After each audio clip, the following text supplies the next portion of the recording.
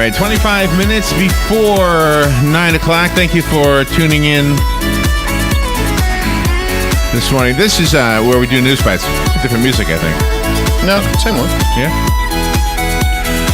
First one? This is where we take the news and we read the news. There we go. All right. We are going to shorten the news and deliver it to you. We get the news from different news agencies. We'll tell you which agencies we're getting the stories from. We shorten the news for those who've never heard this segment before, and it gives you a chance to catch up on as many stories as we can squeeze into these 25 minutes as possible. And, of course, the news agency that we tell you about is where you could read more. The first story is from ABC News, and here it is. 9 wildfires chased thousands of Californians from their homes today, despite attempts by an army of firefighters and a fleet of planes to contain the rampaging flames. Sorry. Yeah, I was watching. Never mind. Firefighters are battling around the clock. Authorities say 22 military aircraft will be overhead today trying to contain the flames. Conditions are making that effort problematic. Firefighters contended with temperatures approaching 100 degrees and gusty winds as they tried to contain flames fueled by brush and trees that were left brittle by the drought. The hats off to all those guys doing that. You're down on the ground. Just you're in the middle of the fire. You're a pilot. You've got to be really low to the ground. You've got to watch what you're doing. I mean, that's hats off to all those guys fighting those fires. Absolutely. That's something I just couldn't do. I could set it. I'm good at that. Good at starting fires. Antidepressants could slow the onset of Alzheimer's disease. The antidepressant drug could be used to slow the onset of Alzheimer's disease, says scientists in the U.S. Research into 23 people and transgenic mice. Okay. They found it's called citalopram. An interesting name. It hampered a protein which helps to build destructive plaque in the brain of Alzheimer's patients. Scientists say they hope to study, and it could be preventative of the disease. They say it was an interesting finding, and using the approved drug could be very beneficial to any patients with onsetting Alzheimer's disease. It's the most common cause of dementia, affecting around 496,000 people in the UK alone. And the UK has much less population than the US, so I'm guessing those numbers are higher here, but this is from BBC. So. That's why, yeah. That's what I was looking at. Yeah. All right, well, that could be encouraging. That's real encouraging. Are you kidding? The next story is from CNN. A Sudanese court has sentenced a Christian woman to death for renouncing Islam. That, according to her lawyer, in a statement issued this morning. 27 years old. Her name is Marion Yahya Ibrahim. She was convicted by a Khartoum court this week of apostasy. Or the renunciation of faith. The court considers her to be Muslim. She also was convicted of adultery. Ibrahim's lawyer, Harim Othman, told CNN that her legal team will appeal the verdict within 15 days. According to the rights group Amnesty International, she was convicted of adultery because her marriage to a Christian man was considered void under Sharia law. She was sentenced to 100 lashes for the second crime. The verdict is contrary to commitments Sudan has made in its own constitution and commitments made under regional and international law. Miriam has been convicted solely on account of her religious convictions and personal status. That, according to Catherine Perks with the African Center for Justice and Peace Studies. Now you wish there was some common sense, don't you? That doesn't even apply. That applies. Can you imagine the officer going to that one? Hey, can you come with me? Yeah, you got to die. Sorry. Come on, let's go. You need to be executed. It's time. No, that's terrible. That is just an awful, awful, awful story. It is an awful story. It's an awful thing. I mean, you talk about laws. Okay. Let's see if I can find a happy story. Well, no, okay, sort of. Mobile phone data helps officials fight malaria. In a new study, researchers from the University of Southampton, working with the National Vector-Borne Disease Control Program in Namibia, have demonstrated how mobile phone data helps combat malaria. The data helps disease researchers and public health officials by giving them a better idea of population movements.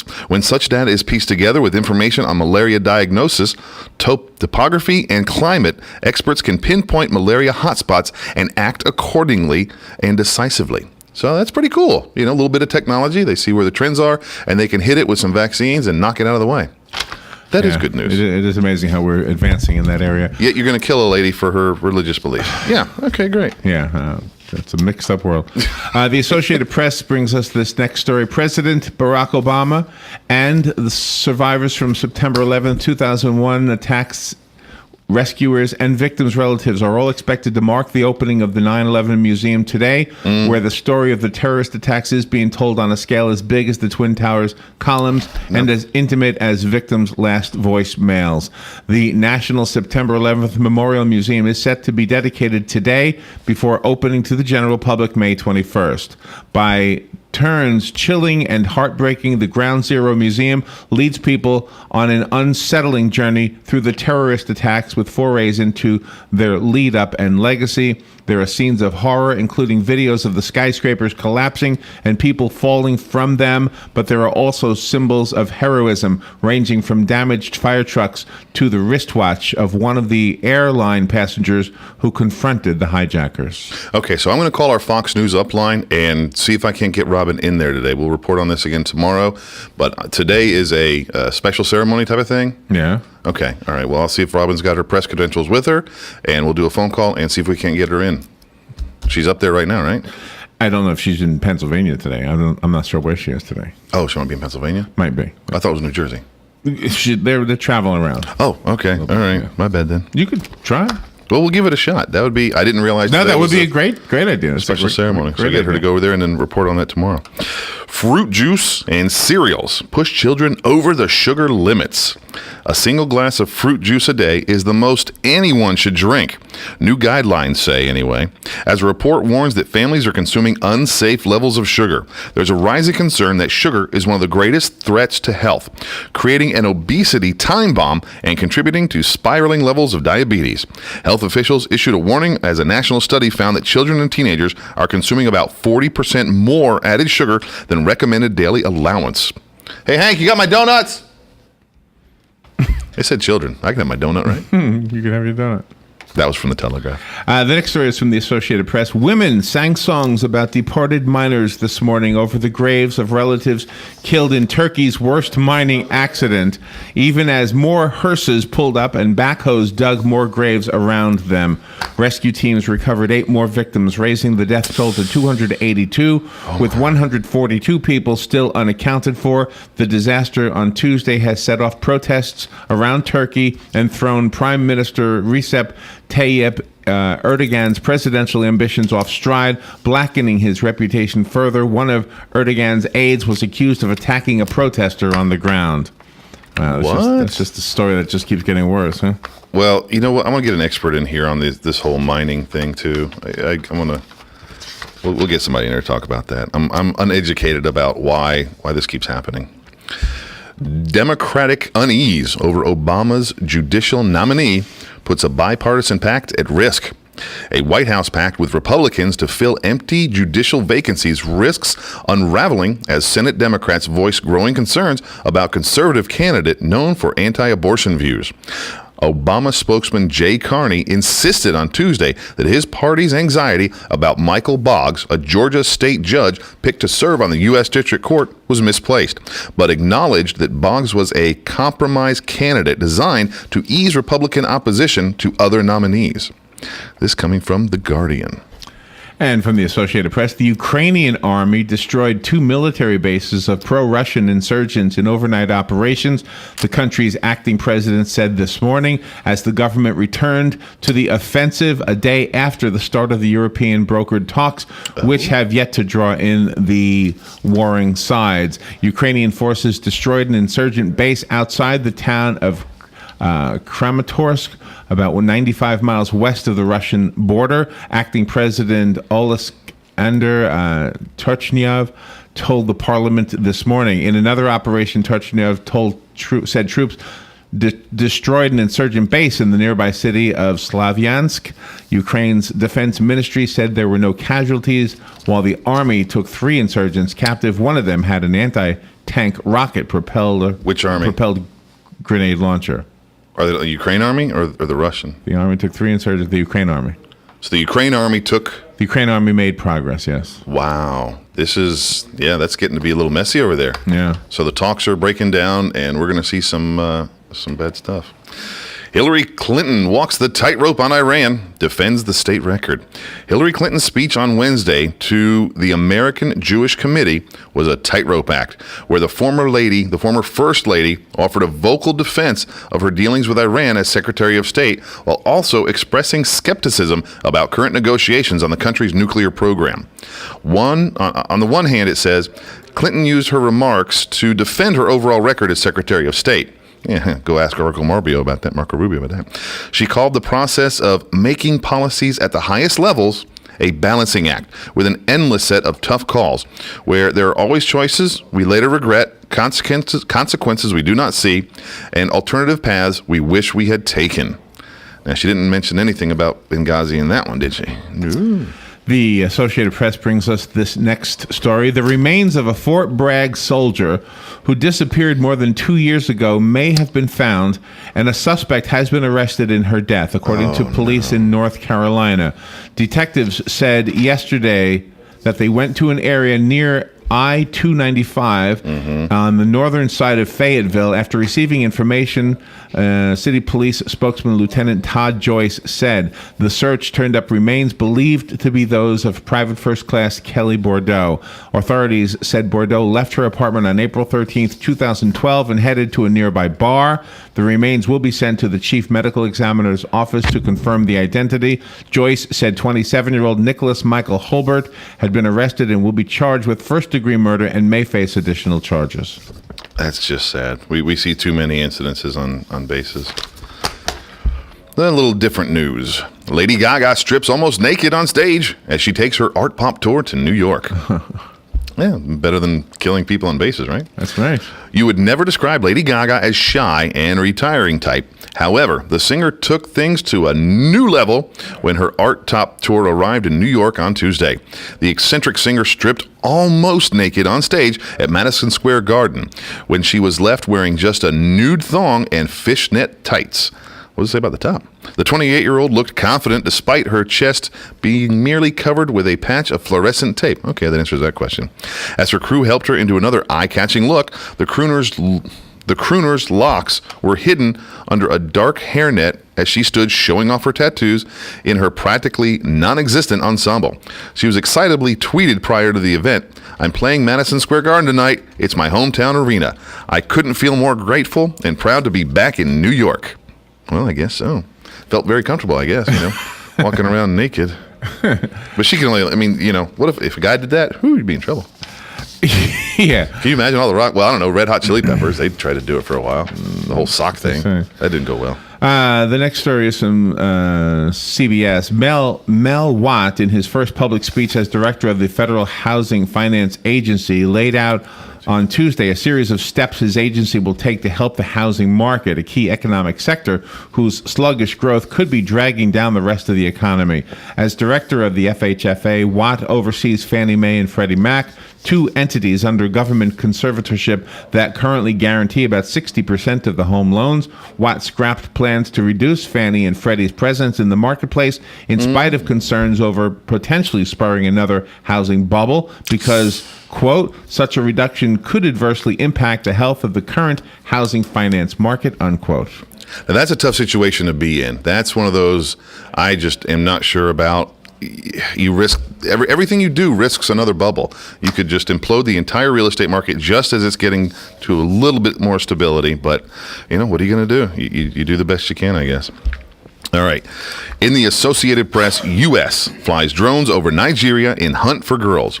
The U.S. military is flying surveillance drones as well as manned aircraft over Nigeria to help search for more than 200 schoolgirls kidnapped by Islamist extremists, the Pentagon said Wednesday. However, the data is not yet being shared with the Nigerians because Washington is still working out an agreement to govern the sharing of intelligence. Colonel Stephen Warren told reporters, the United States has deployed the Global Hawk, which flies at high altitudes, and the manned MC-12, a turboprop plane heavily used in Afghanistan for the mission, a defense official who spoke on condition of anonymity told the AFP. The Pentagon had initially declined to say publicly if the drones were being used. Both types of aircraft are unarmed and being used strictly for surveillance to help track the location of the schoolgirls. The unmanned Global Hawk, designed to succeed the U-2 spy plane, can survey a vast area of about 40,000 square miles in a single day with its sophisticated radar and sensors. Now, with that news, I expect to see some more results within the next few days then, because that's a lot of area. They're doing a lot more. I'm glad to see it happening. Now let's see some results. Let's get some troops on the ground and get those guys out of that. The only opposition to that is that, and I'm not opposed to it, but there is opposition from other people that says if one of those drones were to get into the wrong hands, it would compromise the integrity of our military. Oh, they're already in the wrong hands. They've already captured one. Remember, Iran did the whole, oh, look, we made a copy. So, you know. Hey, Brenda. Here's a real good story. Today is National Chocolate Chip Cookie Day. Woohoo! I didn't know if you knew that. I didn't know it. National Chocolate Chip Cookie Day? That's what today is. Well, I'll be darned. The chocolate chip cookie was invented by Ruth Graves Wakefield in the 1930s. Legend has it that Wakefield was making chocolate cookies and ran out of regular baker's chocolate, so she substituted broken pieces of semi-sweet chocolate, thinking they would melt and mix in with the batter. However, they did not, and the chocolate chip cookie was born. It is debatable if we need a holiday to celebrate the treat. That's not debatable. That makes up a quarter Who's of debating all that? cookies baked in America today, but we're happy to indulge nonetheless. That's not debatable. That was from Fox News, by the way. Who doesn't like a chocolate chip cookie? I guess if you're allergic to chocolate. But then you get a white chocolate. But you're right. Or a macadamia nut. You're right. Or some kind of cookie. Okay, now... Homemade is the best. Homemade is always the best. Unless you put too much of one thing or something. I don't know. FCC commissioners are going to meet with protesters before the net neutrality vote. It's a big topic right now. A tiny week-long encampment of net neutrality demonstrators outside the Federal Communications Commission in Washington has drawn the attention of some of the body's highest seats. And, according to the protesters, some employees of the agency have even given them high fives in support. Employees come down during rush hour at 9 a.m., giving us high fives. Keep up the good work. Protest organizer Kevin Hong told ABC News. Sometimes they give us a discreet thumbs up, so as not to get fired, I'm sure. They'll say, hey, I really hope you win. We're with you on this one. ABC News witnessed one commissioner, Democrat Mignon Clyburn, I'm sorry if I'm messing up your name, meet with some protesters outside the FCC doors today, the latest of a string of board members to come out and meet with the group calling itself Occupy the FCC.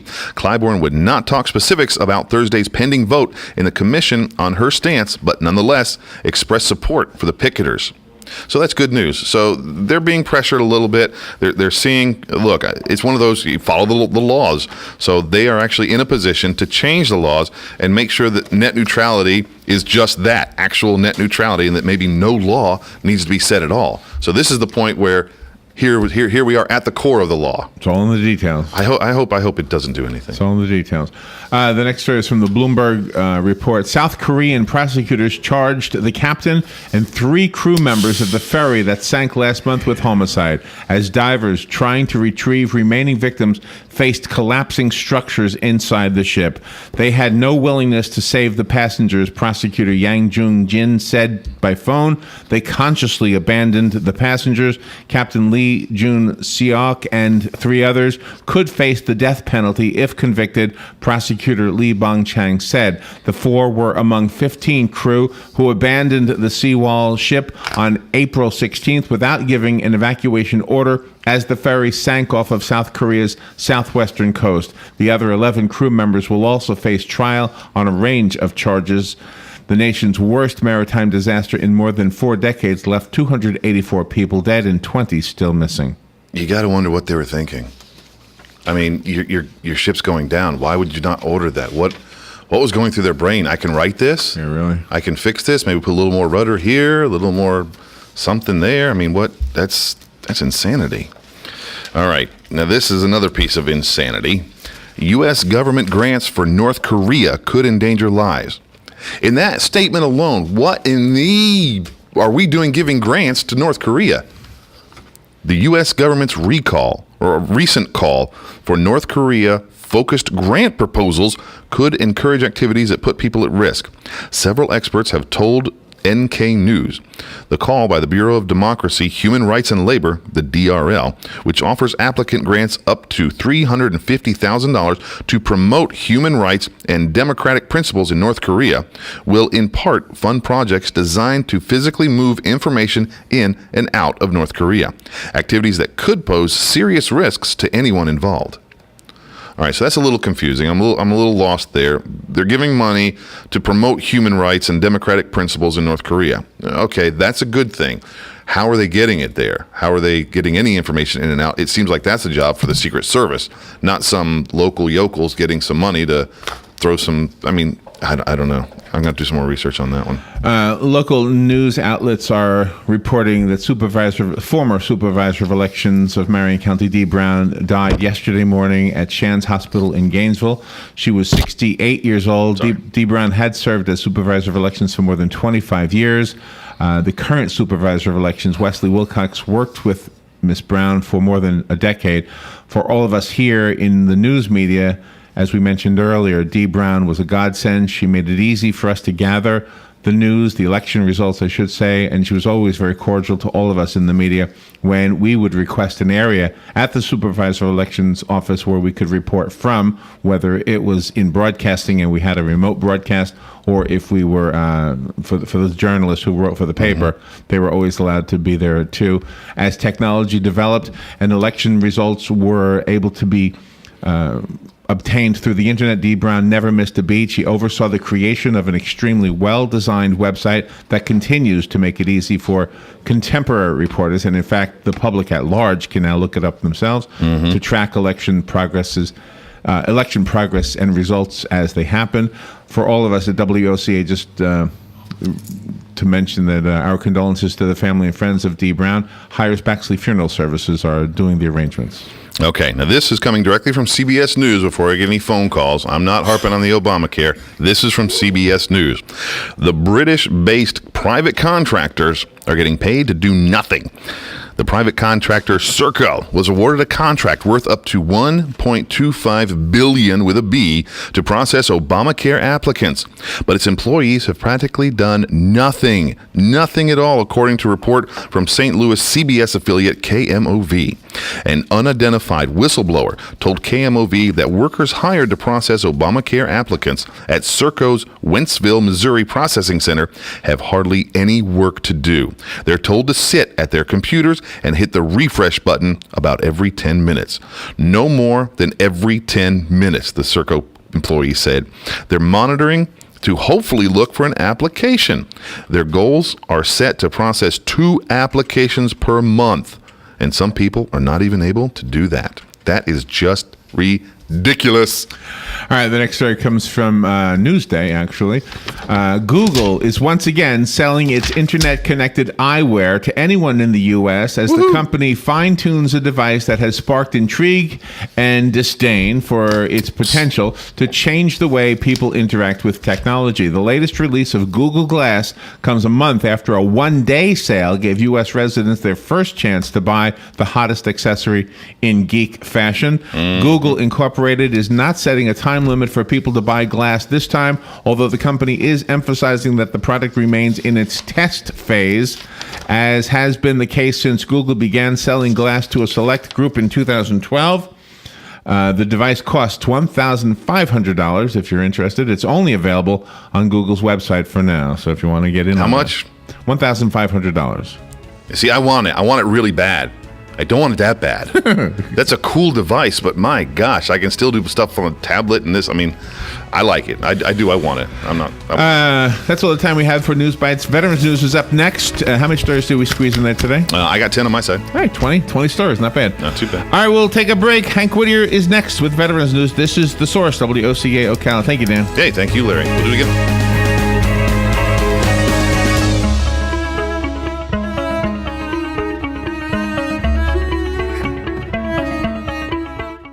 Broadcasting from the Paddock Mall Studios, this is WOCA, Ocala, Gainesville, The Villages, 1370 AM, 96.3 FM, The Source. Fox Fox News Radio, I'm Lillian Wu. Veteran Affairs Secretary Eric Shinseki appearing before a Senate committee today to get a grilling on ongoing problems at the VA. The White House is joining an investigation into these allegations. A former VA clinic director in Phoenix suggesting as many as 40 veterans died due to long delays for care, something Eric Shinseki will tell a Senate panel, if true, is completely unacceptable. Fox Radio's Jared Halpern. A few Republicans on the Senate Veterans Affairs Committee are calling on Shinseki, a retired 4-star Army general, to resign. The American Legion wants the same. 9 wildfires burning across San Diego County, where high temperatures and dry winds today are expected to make things tough for firefighters. The hotel where someone recorded security video appearing to show Beyonce's sister attacking Jay-Z inside an elevator says it's identified and fired that person. And first-time claims for jobless help last week, 297,000. Fox News, we report, you decide. Right now at Napa, get your favorite flavor of Valvoline Conventional or Max Life Motor Oil for just $3.59 a quart. Buy 5 quarts and you'll also get a $7 mail-in rebate. Yep, $7. Enough to get a plate of bacon with a side of bacon smothered in bacon. Now that's tasty. Conquer the job with Napa Know-How.